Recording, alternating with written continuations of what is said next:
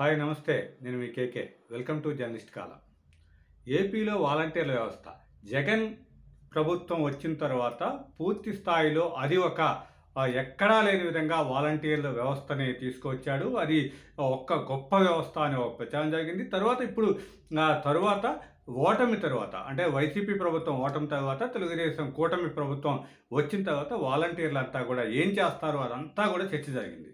అయితే దాంట్లో గత కొన్ని రోజుల క్రితం అసెంబ్లీ సమావేశాల్లో సాంఘిక సంక్షేమ శాఖ మంత్రి డోలా బాల వీరాంజనేయ స్వామి దీని మీద వాలంటీర్ల వ్యవస్థ కొనసాగుతుంది, వాళ్ళని జీతాలు పెంచే ప్రక్రియ కూడా మేము ఆలోచిస్తున్నాము, దాని మీద పవన్ కళ్యాణ్ ఇతర డిప్యూటీ సీఎం పవన్ కళ్యాణ్ ఇతర మంత్రులు కూడా చర్చలు జరుపుతున్నారు అని చెప్పారు.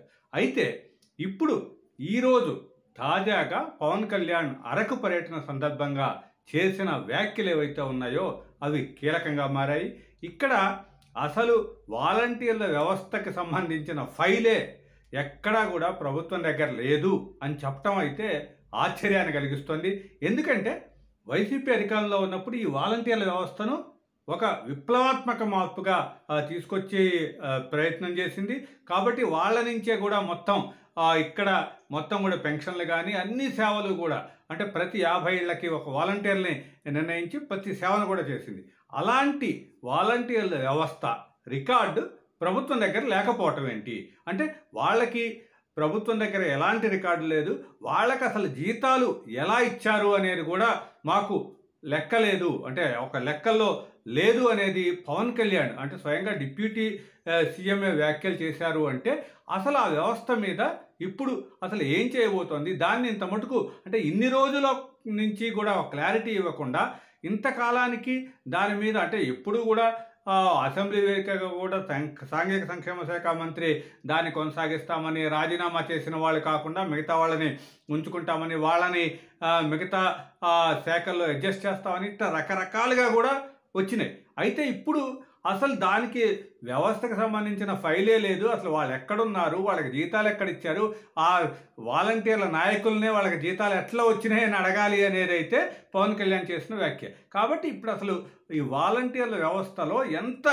ఏం జరిగింది అంటే ఇది మొత్తం కూడా వైసీపీ కార్యకర్తలనే వాలంటీర్లుగా వాడుకొని ప్రైవేటుగా జీతాలు చెల్లించారా, లేకపోతే మొత్తం కూడా ప్రభుత్వ ఎంప్లాయీస్గా వాళ్ళని తీసుకోకుండా అంటే వాళ్ళు పార్ట్ టైం ఎంప్లాయీస్ అయినా సరే ప్రభుత్వ రికార్డులో ఎక్కడా కూడా లేకుండా జాగ్రత్త పడ్డారా అని అయితే అనుమానం వస్తుంది. దీని మీద అయితే పూర్తి స్థాయిలో అంటే ఇక్కడ పవన్ కళ్యాణ్ కీలకమైన వ్యాఖ్యలు చేయటం తరువాత ఇప్పుడు ప్రభుత్వం కూడా దీని మీద ఒక స్పష్టమైన నివేదిక కూడా ఇవ్వాల్సి ఉంది.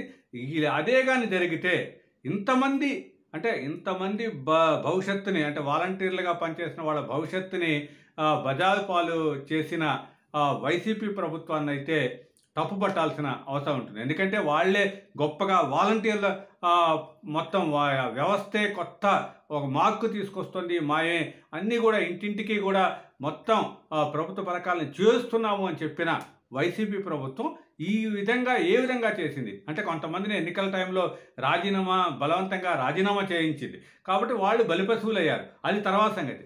అయితే మిగతా వాళ్ళు కూడా ఇప్పుడు ఉద్యోగాలు లేక వాళ్ళు కూడా ఈరోజు కూడా మొత్తం అరకు పర్యటనలో మాకు న్యాయం చేయండి, మీరే న్యాయం చేస్తామని పవన్ కళ్యాణ్ అడిగితే వాళ్ళకి ఆ విధమైన షాక్ న్యూస్ ఎదురైంది. అయితే దీంట్లో ఇప్పటికైనా సరే అసలు ఏం జరిగింది, ఏంటి వాలంటీర్ల వ్యవస్థలో ఏం చేశారు, ఆ లెక్కలు ఏంటి అనేది అయితే ప్రభుత్వం ఒక శ్వేతపత్రంలాగా విడుదల చేస్తే ప్రజలకు కూడా క్లారిటీ ఉంటుంది. లేకపోతే ఈ వైసీపీ కార్యకర్తలు మొత్తం గంట ప్రైవేటు టీమ్గానే ఈ వాలంటీర్ల వ్యవస్థని నడిపారా, అసలు ప్రభుత్వానికి సంబంధం లేకుండా వాలంటీర్ల వ్యవస్థ ఏ విధంగా నడిచిందనేది అయితే అందరికీ తేలాల్సిన అవసరం ఉంది.